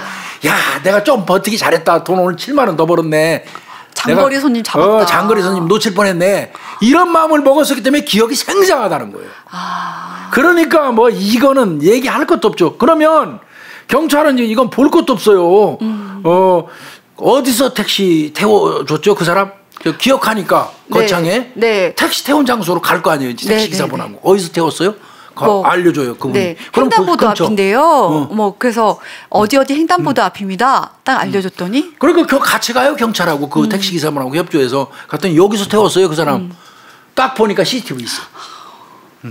다행히 이게 4월 5일이고 지금 한 20일쯤이니까 20 며칠쯤이니까 더 오래됐으면 안 될 뻔했죠. 네. 그래서 그 CCTV가 있었는데 되게 신기했던 게 정말 택시 기사님이 얘기하는 부분이랑 CCTV에 잡힌 게 딱 맞는 거예요. 미리 택시 기사분한테는 얘기를 들었잖아요. 네. 어떻게 생긴 손님이 어떻게 하고 타서 7만 원 주고 뭐 어쩌고 한 걸 딱 얘기 듣고 난 다음에 선생님 그러면 선생님이 그 사람 태운 장소를 좀 가보실까요? 그러니까 갑시다 해서 가서 딱 여기서 태웠어요 하고 얘기하는 순간 경찰은 그 주변에 CCTV를 딱 확인한 거예요. 네. 있네. 네. 그 CCTV 또 땄어요 경찰이. 그래서 확인 딱 해보니까 택시기사분도 이 사람 맞아요. 그리고 볼 것도 없어요. 그 택시에 탄 사람이 그 사람이에요. 네. 그러니까 이제 태운 장소 CCTV 속에서 나온 거고 그러면 그 태운 장소에 CCTV에 나온 사람의 인상착의하고 아까 윤 씨가 5시에 퇴근하고 나와서 같이 걸어갔다는 사람의 인상착의하고 같으면 이건 바가예요. 네. 그죠? 네. 그래서 그렇게 접근을 하는 겁니다, 경찰이. 네. 그런데 진짜 이게 되게 결정적인 증거일 수밖에 없는 게 현장에서 지분이나 뭐 유전자라든지 범행 도구라든지 없어요. 이런 직접 증거가 하나도 없는 상태였어요. 네. 그러다 보니까 아까 같이 찍혔던 윤 씨랑 같이 걸었던 CCTV와 택시 탔던 그 CCTV만 일단 있는 상태였던 그건 거예요. 동일이는 맞죠? 네. 거기에도 마른 체형인 건 맞죠? 네. 그러면 이제 거의 맞는다고 봤는데 경찰이 그것만 본 게 아니에요. 얼굴이 안 나오니까 자, 아까도 서두에 말씀드렸지만 경찰 다른 거 찾죠. 네. 얼굴 말고 다른 거 찾죠. 그게 우리가 제일 많이 하는 법보행. 네. 처음 들어보신 분들도 있을 텐데요. 법과학이라고 그래서 법보행. 보행입니다. 걸음. 네. 법이라는 말은 포렌식에서 왔다는 말이잖아요. 그래서 우리가 보통 재판에 쓰일 때 증거를 할 때 법이라는 말을 붙이고요. 보행은 걸음걸이에요. 네. 그래서 걸음걸이를 갖고 살펴보는 거예요. 네. 그랬더니 이 친구 또 특별하게 걸음걸이에 특징이 있네요. 근데 교수님 경찰들이 요 동일 인물만 본 게 아니라 네. 그 박 씨가 와서 진술할 때 경찰서에 와서 진술한 적이 있었잖아요. 그때도 경찰서 나갈 때 뒤에서 뒤따라가서 찍었죠. 근데 찍어요. 경찰 눈에도 네. 이 박 씨의 걸음걸이가 특이했던 거예요. 그다음에 경기도에서 가가지고 경기도에 있었기 때문에 알리바이가 확실했던 친구 있잖아요. 네. 친구도 얘가 얘 박, 얘 윤하고 한번 딱 찍었잖아요. 물론 외관을 보고 친구니까 찍을 수도 있었지만 그 친구도 걸음걸이가 특이해서 이 박가의 걸음걸이가 특이해서 바로 찝었다는 거예요. 네. 그러니까 그거 염두에 두고 있다가 경찰이 염두에 두고 있다가 경찰서에 출석시켜갖고 보험 들은 거 물어봤잖아요. 네. 그리고 갈 때 뒤 살살 따라가서 그 동영상 찍었어요. 걸음걸이가 특이하니까. 그래서 요거 확실히 다르다. 자, 공장에서 나온 친구하고 걸어갈 때 그 걸음걸이. 그다음에 거창에서 택시 탈 때 그 걸음걸이. 요런 거 등등을 수집해서 법보행 전문가한테 보내요. 동일인인지 여부를 확인하려고. 그리고 특히 박 씨가 경찰서에서 나갔을 때는 이 사람은 완전히 특정된 거잖아요. 그럼요. 그러니까 3개를 보냈을 거예요, 아마. 3개가 동일 인물이면 그렇죠. 완전 이거는 증거가 되잖아요. 근데 보통 우리가 법보행 전문가한테 보낼 때 이 사건에 대해서 설명을 해주지 않아요. 일치하네요. 일치하네요. 왜냐하면 선입관이 있을 수 있기 때문에 이 분석 자료들만 3개 보내서 동일인 여부만 따져요. 네. 동일인 여부. 그래서 여러분들이 선입관을 가지지 않을까, 주관적이지 않을까. 전혀. 네, 절대 그렇지 않습니다. 친구한테 물어볼 때도 저 알리바이가 확실하게 성립된 경기도에 있던 친구를 찾아가지고 작업해서 그 친구한테만 물어보잖아요. 네. 또 그때 물어볼 때도 죽었다는 얘기 안 하잖아요. 그냥 물어보잖아요. 누군지 아시냐고. 네. 똑같습니다. 그게 객관성을 확보하고 공정성을 확보하기 위해서 수사는 그렇게 하는 겁니다. 네. 이때도 자 3가지 걸음걸이 줬어요. 네. 만나서 공장 앞에서 걸어가는 모습. 그 다음에 거창에서 택시 탈 때 그 모습. 그 다음에 조사받고 나갈 때 뒤따라가서 찍은 모습. 3개를 그 CCTV 영상을 법보행 전문가한테 보내고 사건 개요에 대해서 일체하게 안 했어요. 여기에 나오는 그 공통인물을 좀 찍어주십시오. 이렇게 맞아요. 3사람이 동일 인물이라고도 얘기를 안 해요. 네. 이 사람들의 공통적인 인물이 있는지 확인해 주세요. 뭐 이런 식으로 얘기를 하는데요. 네. 이 법보행 전문가가 딱 얘기를 합니다. 이 영상 속의 세 인물 동일 인물인 것 같습니다. 그랬더니 그럼 근거가 뭐예요? 라고 물어봤겠죠. 그랬더니 네. 첫 번째 양측 내반슬 보행. 네. 이게 이거 너무 말 이렇게 붙일 필요 없거든요. 양측은 양쪽. 네. 내반슬은 무릎을 기준으로 해서 안쪽으로 이렇게 이제 벌어진 거 말하는 거예요. 오다리 쉽게 해서. 맞아요. 오다리. 내반슬. 그다음에 이제 뭐 외반슬하면 팔자 X 이렇게 된 거고요. 그러니까 양측 내반슬 보행. 그러니까 이른바 얘기하는 오다리. 네. 이렇게 다리가 이렇게 됐어요. 오다리. 이게 원래 아기들은 한 3살 때까지는 전부 오다리래요. 애기들은 다리 힘 못 주고 이게 오다리 형태라는데 오다리라는 거예요. 그리고 나이 많은 노인분들한테 보이는 현상이에요. 오다리가. 그런데 이 젊은 친구가 하여튼 뭐 이거 무슨 뭘 모르겠어요. 퇴행성 관절염이 29살 나이에 왔는지 여부는 모르겠습니다만은 오다리 형태가 있고요. 네. 그거 하나만 특징이면 모르겠는데 또 있어요. 얘는. 네, 양측 외족지 보행인데요. 네. 우리가 외족지 보행 뭐예요? 외족지 보행은 팔자걸음 이렇게. 맞습니다. 네. 그러니까 다리가 이렇게 휘어 있는 사람이 걸을 때 팔자로 걷는 거예요. 네. 이거 쉽지 않은 얘기예요. 그럼 여러분 내족지는 뭘까요? 안짱걸음입니다. 안짱걸음이요. 이렇게 붙이고 이렇게 가는 게 안짱걸음, 팔자걸음 이렇게 걸어가는 거고요. 네. 근데 얘는 다리는 이렇게 동그랗게 휘어서 오다리 형태. 걸음걸이는 이렇게. 네. 근데 또 있어요, 하나 더. 이게 결정적이었던 건데요. 이거는 굉장히 특이한 보행이에요. 네. 좌측 원회전 보행입니다. 네. 좌측 원회전 보행. 왼발이 걸을 때마다 바깥쪽으로 원을 걸면서 안으로 들어오는 거예요. 그러니까 이렇게 됩니다. 네. 자, 왼발이죠? 자, 팔자걸음이죠, 원래가. 근데 이 다리가 유난히 이렇게 갖다가 굽는 거예요. 이렇게 원을 그리면서. 네. 이게 쉽지 않은 모양이에요. 이건 사실은 어떤 질환이 있는 분들한테 질환이 있는 분들이에요. 내성마비나 중풍 환자들한테 후천적으로 발생하는 걸음이래요. 그러니까 왼쪽 발을 걸어가면서 휘청하면서 원을 그리면서 네. 제자리에 돌아오는 거예요. 밖으로 향했다 안쪽으로. 이제 이거는 흔치 않은 거예요. 그러니까 이거는 일반 사람들이 가지지 않는 네. 3가지가 있는 거예요. 오다리에 팔자걸음에 네. 왼쪽 그 발은 밖으로 나갔다가 한 바퀴 돌면서 회전거리면서 원위치 들어오는 거. 이건 누가 봐도 아주 특이한 네. 걸음걸이입니다. 이 중풍이나 어떤 뇌성마비 증세에 있는 사람들이 그 외족지 원회전 보행을 한다고 그러거든요. 그러니까 이게 좀 이상하다는 거예요. 30대 젊은 남자가 어떤 뭐 선천적인 이 걸은 거를 한 경우는 굉장히 드물다라는 거예요. 맞습니다. 예. 그러니까 이런 세 가지 공통점이 이 영상 세 개에 다 나타나는 거예요. 그렇죠. 그럼 이건 동일 인물이 아닐 경우가 더 힘들다. 오히려. 네. 그러니까 거의 동일 인물이라고 보는 게 맞다라고 법보행 전문가들은 얘기를 한 겁니다. 근데 경찰이 거기서 그치지 않았어요. 또 이번에는 주변 친구들 불러요 또. 네. 이제 장례식에 참여했던 친구들 쫙 불러요. 그래가지고 또 보여줘요. 누구 같냐? 아 이거 깡말르고 이거 얘 걸음걸이가 아주 특이해서 우리 친구들도 다 알아요. 얘 박누구누구예요. 얘기 다 하는 거예요. 네. 그러니까 경찰이 아 이거는 동일인이다. 이렇게 본 것 같아요. 네. 그래서 경찰이 이건 더 이상 망설일 필요 없죠. 이제 이 정도 되면. 그렇죠. 경찰 입장에서 5월 9일 날 직접 증거는 없지만 흉기 찾거나 뭐 이런 건 없지만 DNA 같은 건 없지만 바로 긴급 체포해버립니다. 네. 네. 체포하는 순간 이제 단단히 각오해야 돼요. 만약에 이제 증거불충분으로 나가면 이제 개망신 나가는 거니까. 그렇죠. 이게 사건 근데 자신 있었겠다 이 정도 되면. 그렇죠. 이제 자료를 다 모아놨던 거잖아요. 사건 발생 35일째입니다. 근데 이제 체포하고 나서 추궁을 받던 이 박 씨가 저 잠시만요. 저하고 좀 생각할 시간을 좀 주세요. 저한테 밤 11시까지 좀 시간을 주세요. 딱 그러는 거예요. 그리고 자백했어요. 네. 이거는 신의 한 수입니다. 이게 사실은 이제 나중에 설명드리겠지만. 네. 그러면서 이제 자백을 했는데 그러면 경찰이 이때 녹음 다 해야 돼요. 자, 네가 그러면 거창에서 어떻게 와가지고 어떻게 범행하고 어떻게 돌아갔고 그다음에 그 의문사항 있잖아. 네네. 분명히 둔치변으로 걸어갈 때는 피해자 혼자 들어갔는데 가해자는 나중에 나왔단 말이야. 같이 가지도 않은 사람이. 그러면 다른 통로로 간 거 이런 것도 그건 범인만이 알아. 경찰은 찾지도 못했어. 네. 이런 거 이제 자백하는 과정에서 다 받아둬야 되니까 녹음 다 해요. 낱낱이 기재하고. 그래서 이제 물어봐요. 그랬더니 거창에서 택시 탔던 부분을 얘기를 하는데 우리 경찰들은 이미 택시기사한테 다 들었잖아요. 네. 그냥 똑같이 얘기해요.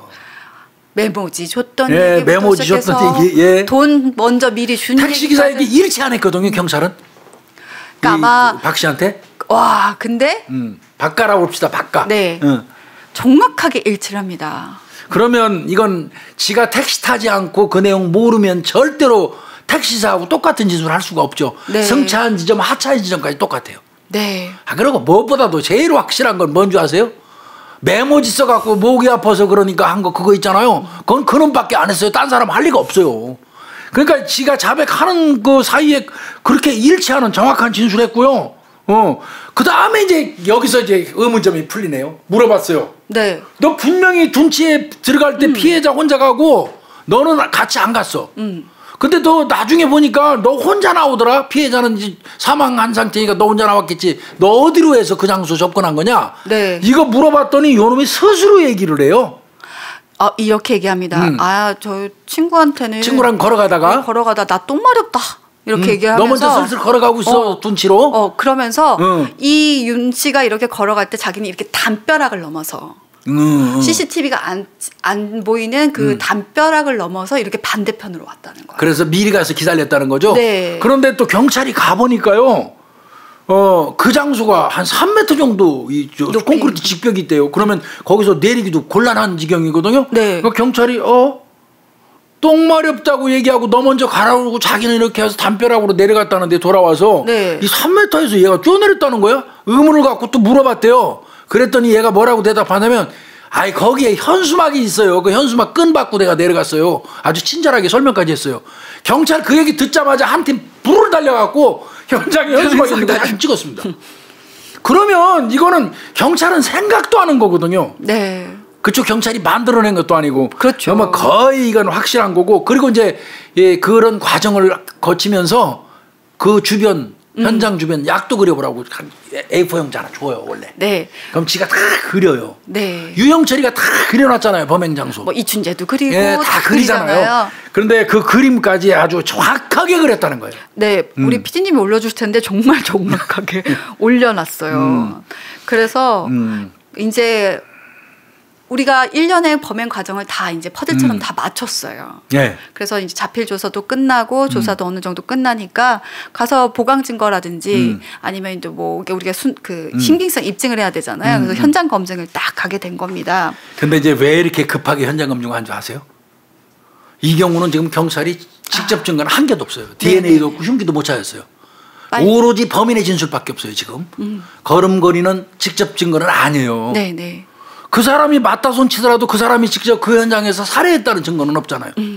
그러니까 이 경우에 이제 지도도 지가 알아서 약도도 다 그리고 했잖아요. 요걸 뭉뚱거린 상태에서 어떤 경우에는 판사한테 얘기해가지고 판사가 현장 나와서 보도록도 합니다. 그렇죠. 현장 보존 신청을 해요 경찰이. 그런 경우도 있어요. 네. 그러니까 이거는 그저 판사 불러서 현장 보존 신청 뭐 청구하지는 않았지만 일단은 녹화하면서 얘가 박가가 얘기한 그 상황을 빨리 현장 검증을 하면서 재현하도록 시켜갖고 다 찍어놓은 거예요. 그래야지 이제 빼도 박도 못하니까. 그렇죠. 그래서 급하게 신빙성 입증이라든지 이제 보강 증거 확보를 해서 급하게 현장 검증을 한 거예요. 네. 그 현장 검증에서 그 지가 그 자백한 내용 있잖아요. 그걸 그대로 다 재현했어요. 아주 똑같이 앞장서서 재현 다 했어요. 네. 그래서 뭐 현수막 통발이 온 거. 처음에 공장에서 어떻게 만났는지부터 그래서 현장 어떻게 걸어갔는지 담벼락을 어떻게 넘었는지 사체는 어떻게 피해자는 어떻게 공격을 했고 사체는 어떻게 눕게 했는지 누워 있는지까지 다 우리가 현장 검증을 합니다. 그러니까 여기서 가장 그 경찰 입장에서 감사한 게 뭐냐면요. 똥 누러 간다고 그러면서 돌아가 가지고 3m 직벽을 내려간 거 그냥 넘어갔었으면 우리가 이춘재 사건 할 때 이춘재가 넘어간 거 담 넘어간 거 발차 사건 그거 그랬었잖아요. 네네. 그거나 마찬가지로 이것도 그 부분을 안 짚고 갔으면 3m에서 푹 뛰어내렸다고 판단하고 경찰이 물어보지 않았으면 그러면 나중에 뒤집는데 일조했을 거예요 이놈이. 그런데 거기서 경찰이 이거 3m 정도 되는데 당신이 뛰어내렸단 말이야. 그러니까 그때는 이미 자백할 때야. 에이 제가 어떻게 뛰어내립니까? 옆에 보세요. 현수막이 이렇게 달려있고 끈이 있어요. 거기 밟고 내려갔어요. 우리 보니까 이거 딱 맞는 거예요. 그러니까 얼른 사진 찍어놨잖아. 이게 결정적이에요. 그래서 진짜 교수님이 중요한 얘기 하셨는데 이럴 때 정말 확 다 받아내고 디테일하게 해야 돼요. 근데 이게 수사하는 단계에서 의문점을 얼마나 많이 갖고 있느냐에 따라서 의지예요. 그게 수사 의지. 네. 그래야 이런 부분들을 보충할 수 있고 나중에 어떤 문제가 발생해도 이게 저희가 재판 가서 증명할 수 있는 부분이기 때문에 수사관 분들이 진짜 이런 부분들은 뭐 진짜 잘 아셨으면 좋겠어요. 근데 이놈이 이제 시간이 갈수록 변하죠. 네. 또 변호사 붙겠죠. 그렇죠. 면회 오는 사람 중에서 저 수사 관련돼서 법 관련돼서 아는 사람이 붙지요. 네. 야, 직접 증거 한 개도 없어. 흉기 찾았어 경찰이? 둔기 찾았어? 현장에 네 DNA 발견한 것도 없잖아. 그 단지 그 비 오는 날 그 걸어가는 거 CCTV 나왔다는 건데 그건 간접 증거지. 네가 그 현장에서 직접 죽였다는 근거가 어디 있어? 맞아요. 그러니까 아마 조언했겠죠. 그렇죠. 조언이 아니라 이건 나쁜 짓이죠. 어떤 면에서 보면. 네. 직접 증거 이제 없다고 하니까 얘가 이제 그때 이 박가가 머리 쓰기 시작한 게 이제 진술 번복이에요. 네. 그러면서 나오는 수법이 있습니다. 저는 강압에 의해서 진술을 했습니다. 경찰들이 쪼았거든요. 그러면서 이제 나오는 게 강압 진술에 대해서 난 허위 진술했다. 그러니까 진술을 번복하면 경찰이 네가 자백 다 했잖아. 약도까지 그리면서 네가 진술하고 자백 다 해놓고 왜 지금에 와서 또 번복해. 그러니까 뭐라고 얘기하냐면 강압적인 수사를 해서 내가 쫄아가지고 어쩔 수 없이 허위로 진술한 거지 저는 절대 아닙니다. 이제 그 뻗대는 거죠. 야, 근데 네가 우리도 몰랐던 걸 네가 얘기했잖아. 디테일한 범행 과정을 다 얘기했잖아. 이제 이러면서 그리고 법보행 전문가가 법원에 출석을 합니다. 그래서 이제 이분은 당연히 저 감정인 증인으로 와가지고 이게 동일한 사람 맞다고 이제 증언을 해줘야 돼요. 과학적인 논리에 의거해서. 이거 법원에서 이제 유의미하게 좀 받아들이죠. 네. 이거. 그래서 이거는요, 솔직히 말씀드려서 뭐 이제 저 의의는 이렇게 둡니다. 우리 대한민국 최초의 법보행이 결정적으로 작용해서 유죄 판결 받았다. 이렇게 나오잖아요. 방송이나 언론에는. 그건 아니에요. 그렇게 얘기하면 안 돼요. 그 법보행을 기준으로 해서 주변 다른 사항 보강 증거가 보충이 되는 바람에 보강이 되는 바람에 융합해서 유죄를 받았다 이렇게 봐야 돼요. 법보행 그것만으로 증거로 채택되는 거 아니에요. 네. 제가 좀 조사한 내용이 있는데 이거 차후에 좀 설명을 더 드릴게요. 그래서 일단은 뭐 이런 부분들 결정적인 증거들은 없지만 직접적인 증거들은 없지만 이런 것들이 다 모아져서 유죄 선고를 받습니다. 네.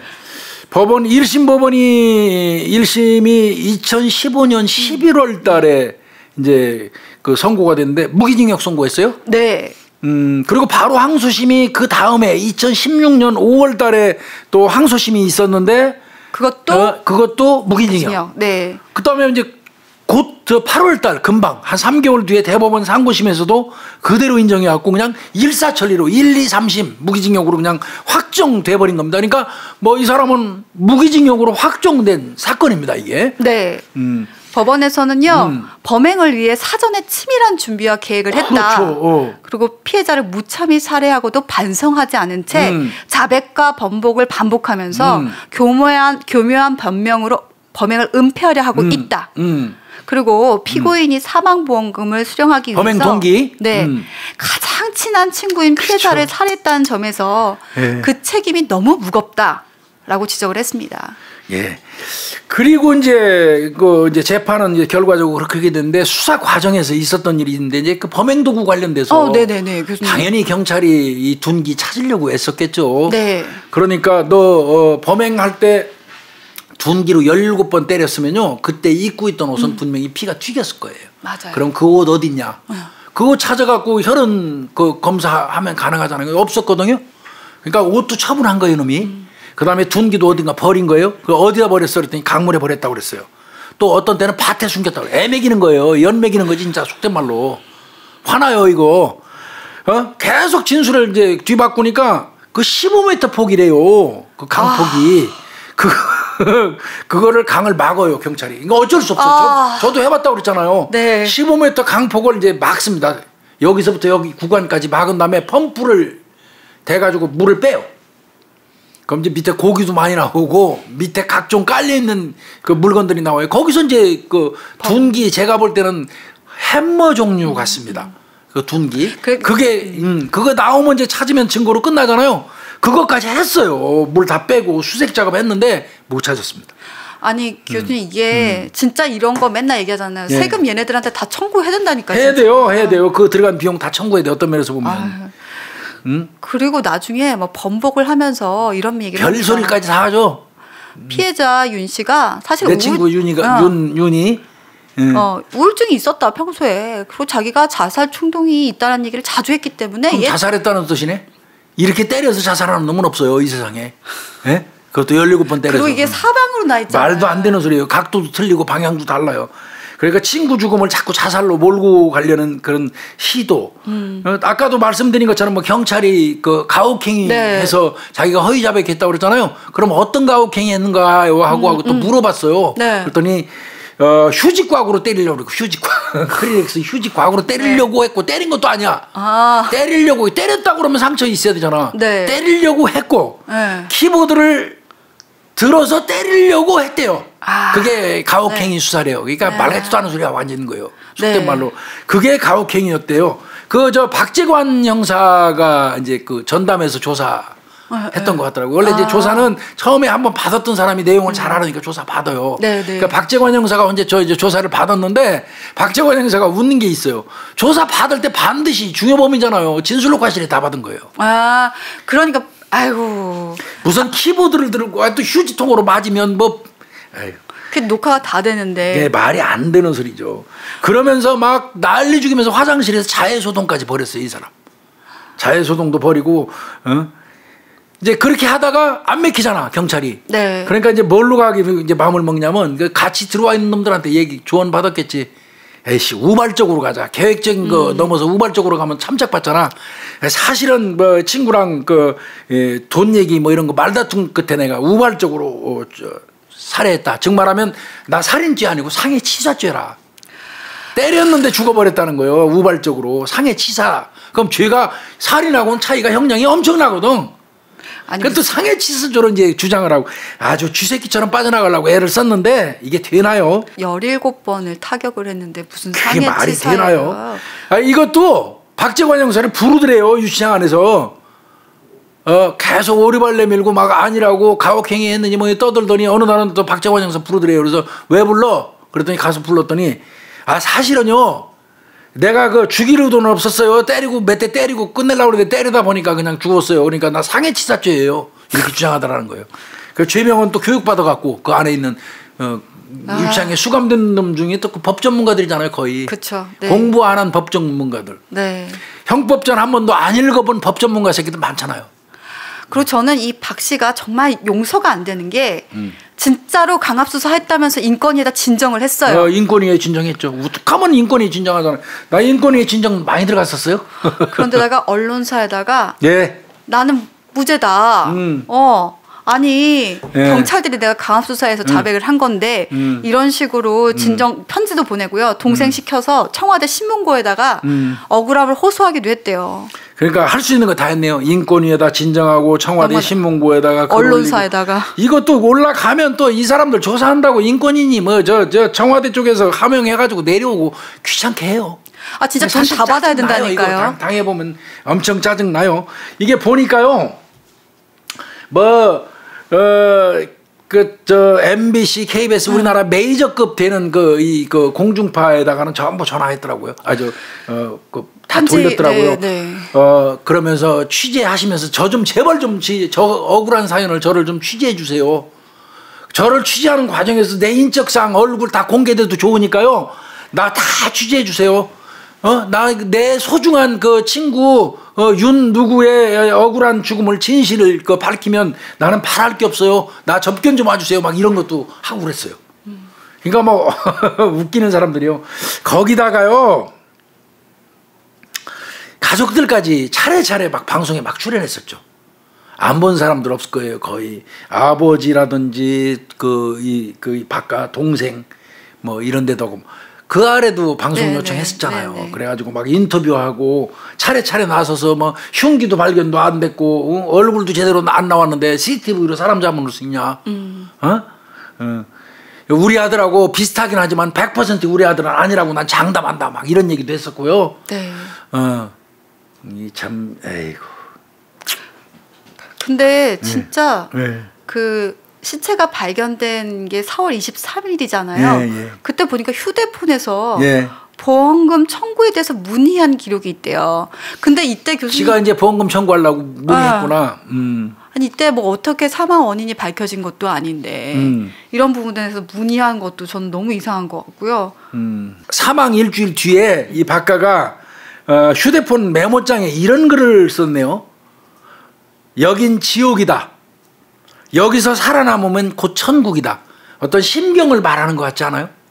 이것만 잘 버티면. 그 얘기 같습니다. 네. 그 얘기 같습니다. 이게 뭐 아까도 말씀드렸지만 뭐 그알이라든지 메이저 방송국 뭐 이런 데다가 가족들이 차례대로 나와갖고 인터뷰하면서 아들 뭐 흉기도 없고 CCTV 갖고 사람 얼굴도 안 나오는 CCTV를 사람 왜 잡아놓느냐. 우리 아들하고 비슷하지만 100% 우리 아들 아니라고 난 장담한다. 뭐 등등등 막 많이 얘기했잖아요. 네. 그런데 친구들이라든지 또 친구들의 애인 같이 만났던 사람들 이 사람들 그냥 다 한눈같이 얘기하는 게 한눈에 알 수 있다는 겁니다. 한눈에. 이거 그 박누구네? 왜 그 오른쪽에는 그 윤이네? 이거는 100사람을 보여줘도 100사람이 다 똑같이 대답을 한대요. 그 CCTV 영상을 보면. 그러면 뭐 이거는 얘기할 것도 없잖아요. 그런데도 불구하고 계속 저 헛소리하고 그랬던 것 같아요. 네. 아까 법보행에 대해서 잠깐 말씀드린다고 했는데 이게 원래 게이트 어널리시스라고 해서 걸음걸이 분석인데 이거 우리한테는 되게 새롭잖아요. 근데 의학계에서는 새로운 기법이 아니래요. 왜냐하면 옛날에 그 정형외과 쪽에서 걸음걸이가 이상하거나 비정상적인 그 걸음걸이를 치료하기 위해서 이 치료법들을 이제 세세하게 찾으려다 보니까 이 걸음걸이 특성 분석을 시작을 했다고 하는 거예요. 그래서 그 패턴들을 이제 발견하게 되면서 이거를 이쪽에 이제 법보행 쪽에다 적용을 하게 된 거죠. 그래서 뭐 말초 신경의 문제라든지 특정 관절의 문제 같은 거.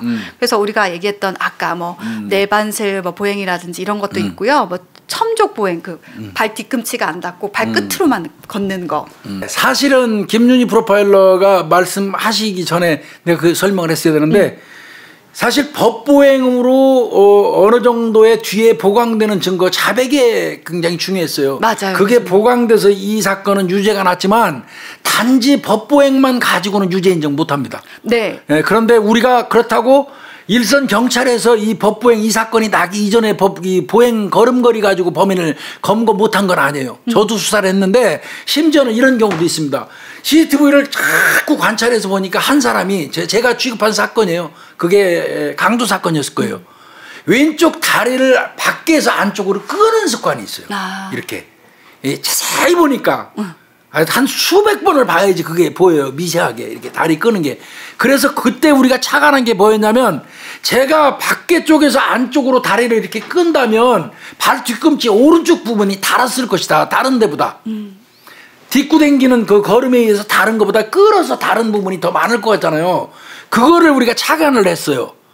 발을 끄는 거를. 그래서 그 용의자 되는 사람 집을 급습해가지고 신발장에서 다 찾아서 모든 신발을 보니까 전부 끌어가지고 안쪽만 달았어요. 그거를 이제 우리가 사진 찍고 압수해가지고 그걸로 유죄 판결 받은 적이 있거든요. 그래서 법보행을 우리가 안 한 건 아니에요. 맞아요, 일선에서. 교수님. 맞아요. 하긴 했었습니다. 우리. 네네. 예. 이게 교수님 말씀대로 현장에서는 사실 이 형태가 아니지만 예. 좀 더 과학적으로 우리가 뭐 영상팀이라든지 이제 아니면은 뭐 의사 뭐 예. 이런 사람들이까지 같이 이제 조합을 해서 이 법보행 그 전문 기관이 있어요. 감정하는 예. 기관이 있는데 그 전에도 교수님처럼 이렇게 했는데요. 이 법보행이 가장 먼저 발달한 곳이 영국이었대요. 2000년도 7월에 법정 증거로 처음 인정받아서 유죄 판결을 받았다고 하고요.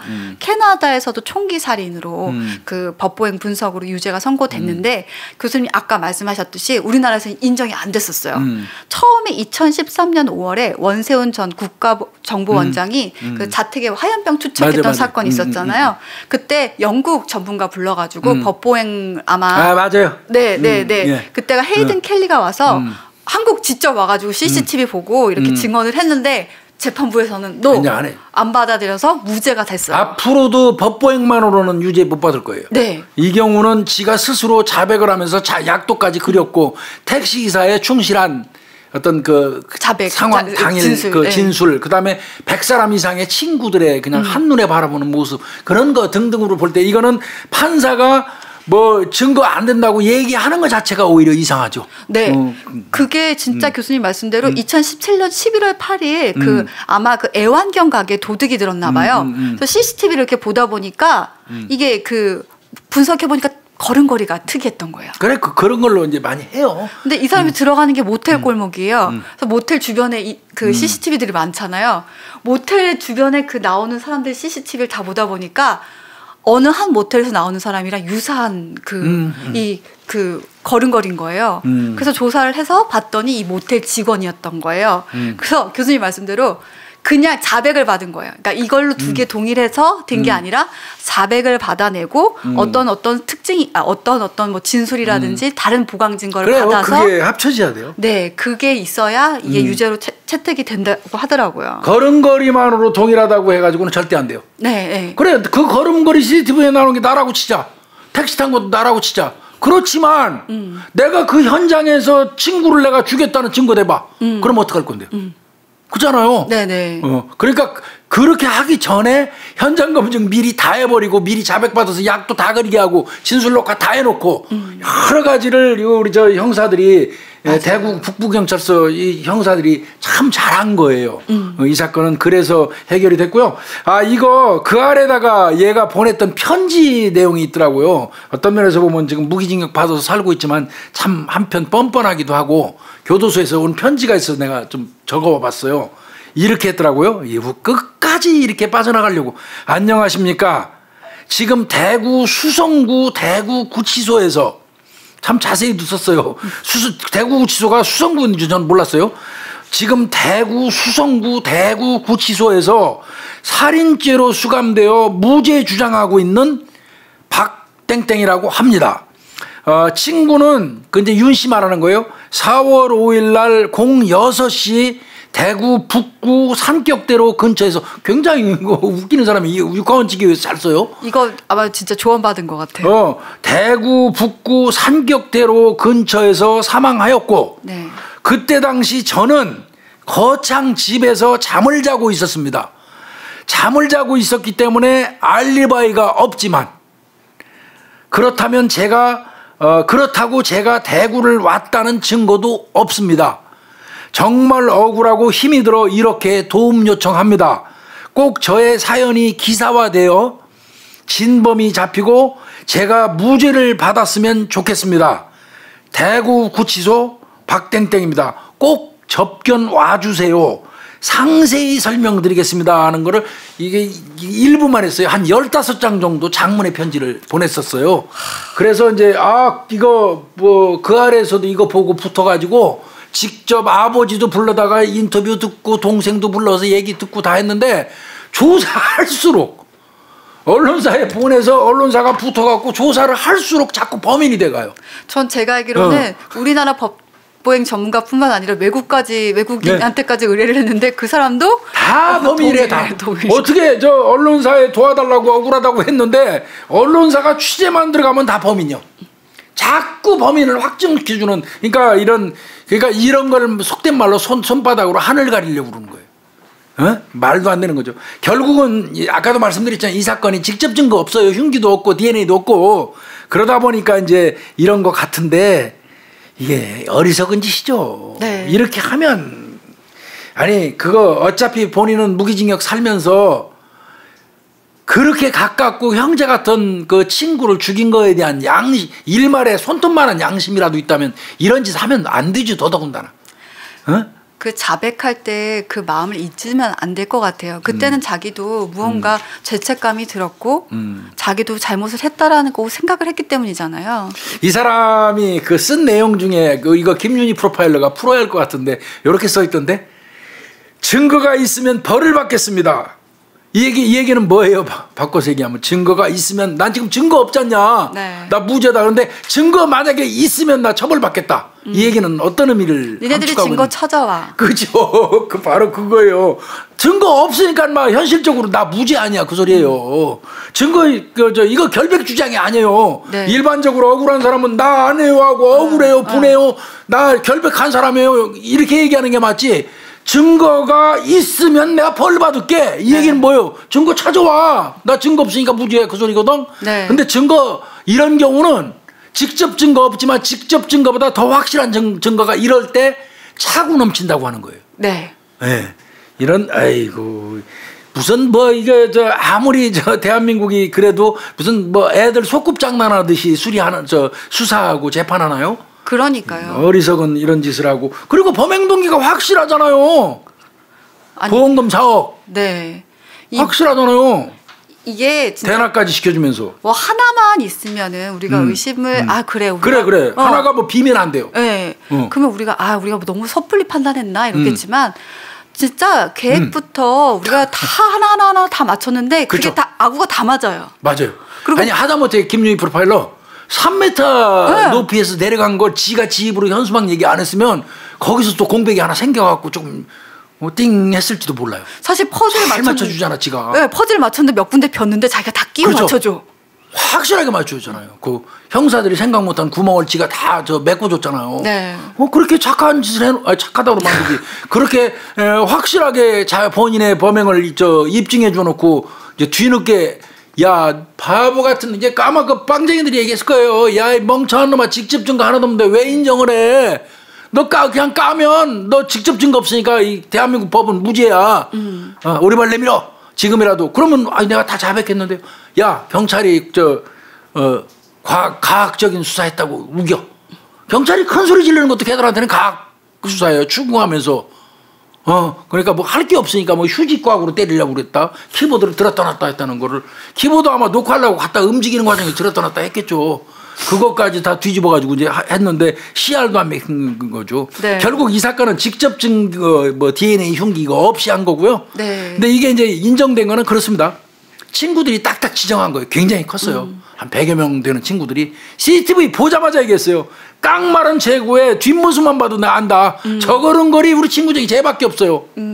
그것도 3가지 특징이 있는 거. 네. 그다음에 그러니까 아까 얘기한 거 오다리에 팔자 걸음에 왼쪽 발은 밖으로 휘었다가 한 바퀴 돌면서 들어오는 거.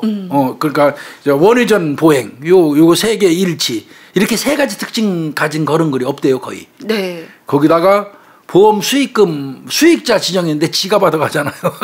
그리고 대리납부까지 했잖아요. 그다음에 자백. 자백에는 동선도 지가 다 이겠죠. 그쵸. 그다음에 현장에 갈 때 똥 누러 간다고 그러면서 안 따라갔던 거 현수막 타고 내려간 거 그거 확실하지. 뭐 이건 경험에 의하지 않고는 할 수 없는 내용들을 지가 다 자백을 했잖아요. 네. 그러니까 이건 제가 볼 땐 맞아요. 빼도 박도 못합니다 이건. 뭐 보시면서 걱정하시는 분들도 있을 거예요. 이게 법보행에 대해서 너무 자세히 얘기하거나 이게 우리가 부인할 수 바꿀 수 있는 게 아니에요. 네, 부인할 수 있는 부분들에 대해서 우리 얘기해 주시는 거 아니에요? 얘기해 주는 거 아니에요라고 할 텐데요. 여러분 우리가 얘기했던 게 지금 2017년 사건인가요? 그렇잖아요. 네. 근데 지금 법보행 관련돼서 더 많이 발달이 돼 있어요. 엄청 발달했어요 지금은. 이게 관절이라든지요. 이렇게 뭐 우리가 그 길이 같은 거 이걸 아예 프로그램화 하려는 작업들을 해서요. 이게 실제로 그 분당 서울대병원에다 의뢰를 했어요. 경찰이요. 그래서 무작위로 추출된 그 일반 시민 300명 있잖아요. 그걸 연령별로 그 성별별로 해가지고 데이터베이스화하는 작업까지 지금 하고 있거든요. 심지어는 걸음을 걸어가가지고 운동화에 그 운동화가 다른 네 맞아요. 그런 것까지 계산합니다 요즘에는. 그러니까 뭐 법보행 관련돼서 우리가 지금 얘기했다고 그래가지고 이제 그거 걱정하실 필요 전혀 없어요. 점점 더 체계화되고 있고요. 이 부분은 이제 법정에서 더 받아들일 수 있도록 아까 제가 말씀드렸잖아요. 이게 법 전문가가 한 명이 아니에요. 법보행 전문가가. 영상팀도 있고요. 의학팀도 있고요. 또 관련해서 뭐 여러 분야들이 있어서 그 아예 협의체로 움직이거든요. 그러니까 여러분들이 이거 알려주시는 거 아니야? 걱정하실 필요 절대 없습니다. 그리고 참 이 사건에 중요한 거 있었어요. 그 피해자가 사망한 현장 있잖아요. 경찰이 말 안 했어요. 현장 검증할 때. 이제 그 비산열 같은 건 치웠어요. 증거 확보 다 한 다음에. 그리고 가만 놔두고 내려가서 네가 죽인 장소 지적해봐 그러니까 그 직벽 밑에 아까 말씀한 전신주하고 하수구가 놓여졌는데 그 틈에다가 이제 살해한 거 있잖아요. 거기 딱 찍었어요.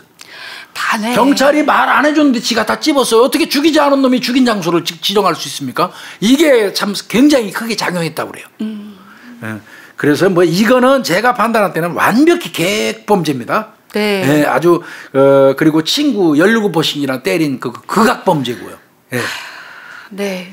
그래도 정말. 이게 또 한마디 하고 싶어요. 가족 입장에서 내 이해는 가요. 내 아들 아니라고. 그렇지만 내 자식이 그렇게 소중하면요. 비명 행사한 자식의 친구는 생각 안 해보시겠어요? 그러는 거 아니에요. 절대 그러는 거 아닙니다. 네. 저는 답답하죠. 네. 저는 오늘 이 사건이 여러 가지 의미가 있다라고 생각해요. 특히 뭐 이 사건은 법보행으로 많이 알려져 있는데 한국 같은 경우는 CCTV가 정말 촘촘해요. 네. 그러다 보니까 이 법보행이라는 부분이 수사에 쓰일 수 있는 게 너무 많아요. 앞으로는 엄청. 네. 그래서 이게 저는 정말 더 체계적으로 어떻게 수사하는 데 많이 도입이 됐으면 좋겠습니다. 여하튼 법보행 하나만으로는 안 돼요. 그걸 다 보강하고 상호 간의 연관관계를 인정해주는 이런 여러 가지 그 사실들이 모여진다면 이건 죽었다 깨어나도 유죄 받거든요. 네. 법보행 자체 하나만 가지고 하면 그 뭐 증거불충분으로 무죄 떨어질 수도 있어요. 네, 맞아요. 뭐 수사관들은 이미 다 알고 있는 내용이고요. 그래도 여하간 이 사건은 법보행으로 깔끔하게 해결한 사건 중에 수사 참 매끈하게 깔끔하게 어렵게 했지만 잘했던 사건 중에 하나입니다. 예. 네, 교수님 오늘도 예. 감사합니다. 네, 수고했어요. 교수님, 예. 오늘 녹화하는 내내 이렇게 뭔가 좋은 향기가 나지 않아요? 이것 때문에 그렇죠, 이거. 예, 연녀석. 이게 나이마라는 나이마? 네, 천연 아로마 제품인데요. 저는 진짜 이거 차에서 쓰고 있어요. 저희 이렇게 컵홀더 놓는 데 있잖아요. 거기다 이렇게 딱 넣어가지고 꽂아서. 하면 차에 딱 타면 뭔가 전 숲속에 온 기분 들어서 좋아요. 이거 우리 미리 받았잖아요. 네. 나는 이거 우리 집에서 내 방에다 놓고 사용을 좀 하고 있어요. 그래서 뭐 스트레스 완화라든지 긴장 완화, 안정감 있고 어떤 냄새가 향긋하니까 방에 들어가면 굉장히 기분은 좋습니다. 요즘에 아로마 되게 많이 나오잖아요. 맞아요. 근데 아로마가 이게 성분들이 화학 성분들이 많이 섞였는데 얘는 천연 아로마라고 하더라고요. 그러니까 전체가 이게 천연 오일이라는 거죠. 네, 독일의 본사가 있다고 하고요. 안정성, 퀄리티 이거 다 보장된다고 하기 때문에 네, 비싸잖아요, 원래 독일 게. 네, 지금 저렴하게 제공을 하고 있다고 합니다. 독일 제품 하면 되게 제품은 좋은데 비싸다는 좀 인식이 있잖아요. 교수님 내 말 안 듣고 계세요? 진짜 향긋하네. 이게 방향제는 이 냄새를 딱 덮는 기능만 가지고 있어요.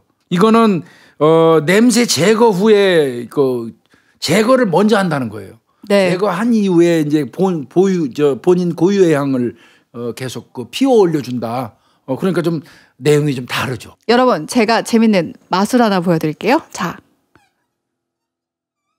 구멍을 막고 있으면 깜짝이야.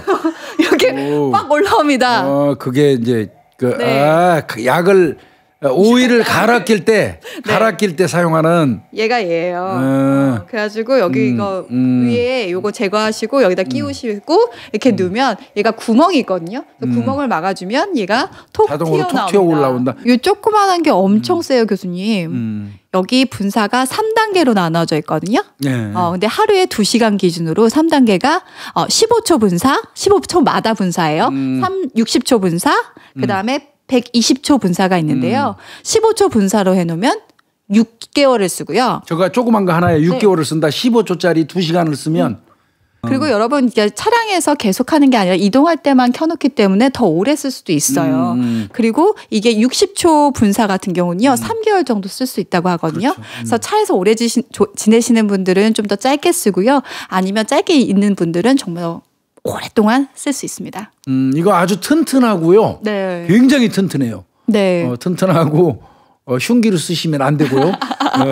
굉장히 네. 저렴하고 이 정도면 뭐 향도 좋고 네.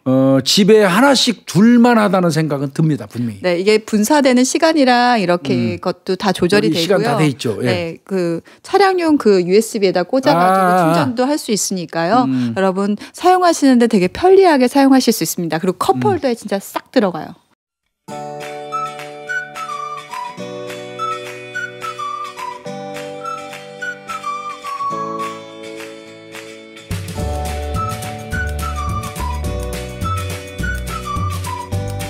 더 효용성도 좋고요.